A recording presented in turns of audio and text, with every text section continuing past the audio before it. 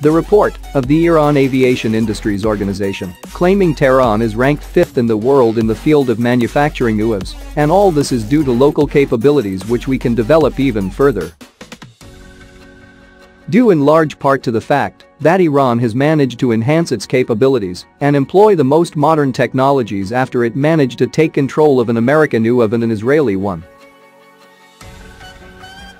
Iranian-made unmanned aerial vehicles, UAVs, are stationed in Venezuela, on the northeast tip of South America, where some 2,000 kilometers, 1,243 miles, separate them from skyscrapers in Miami. The author of a new report on the threat of UAVs has told JNS, head of the research department at the Alma Center, a defense watchdog located in northern Israel, said the new report highlighted a topic that until now has received little attention: the arrival of Iranian-made UAVs in the Western Hemisphere.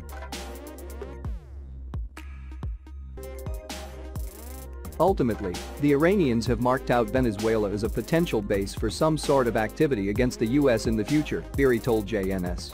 Even if they do not actually act from it, in Iran's strategic view, merely having a presence there is a threat to the US, he added.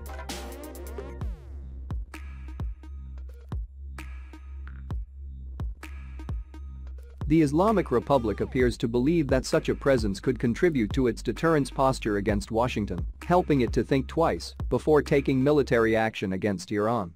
Iran has unveiled multiple UAVs in recent years with ranges of 2,000 kilometers.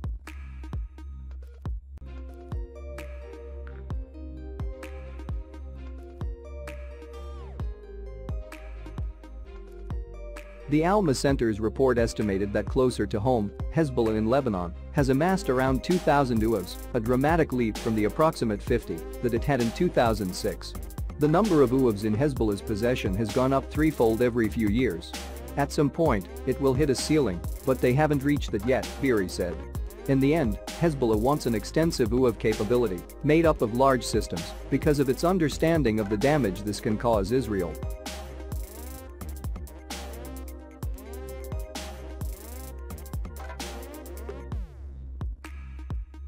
That potential damage would be both actual and cognitive among the public, with the UAVs making up for many other capabilities that Hezbollah lacks, namely, air power and sufficient quantities of precision missiles.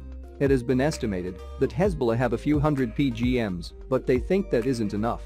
Hezbollah has run into difficulties in its attempt to obtain more. Suddenly, it has an alternative. UAVs are relatively cheap and accurate.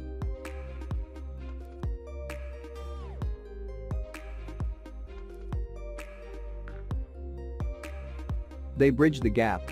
Hence, they're interested in growing their stockpile, Beery explained. During the Syrian war and Hezbollah's heavily involvement in it, the Iranian Shiite axis was able to open a ground smuggling corridor linking Iran to Syria via Iraq.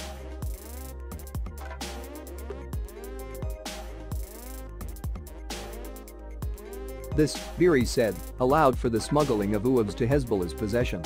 The cherry on top is the growth in the domestic UAV manufacturing capability by Hezbollah in Lebanon, he said. It can create its own UAVs on Lebanese territories by purchasing local components.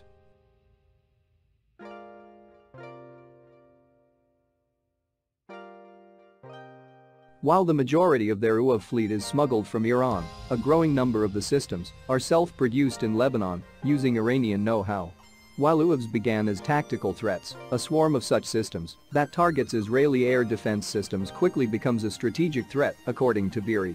They can be sent towards Haifa port on swarm attacks, paralyzing it, or to Ben Gurion airport. This creates a strategic problem, he said.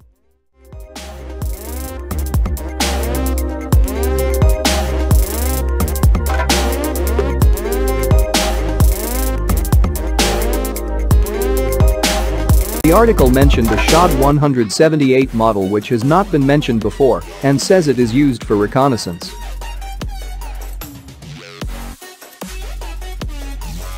The article also references a Shahed 133, which Iran says was developed secretly with no official information being released.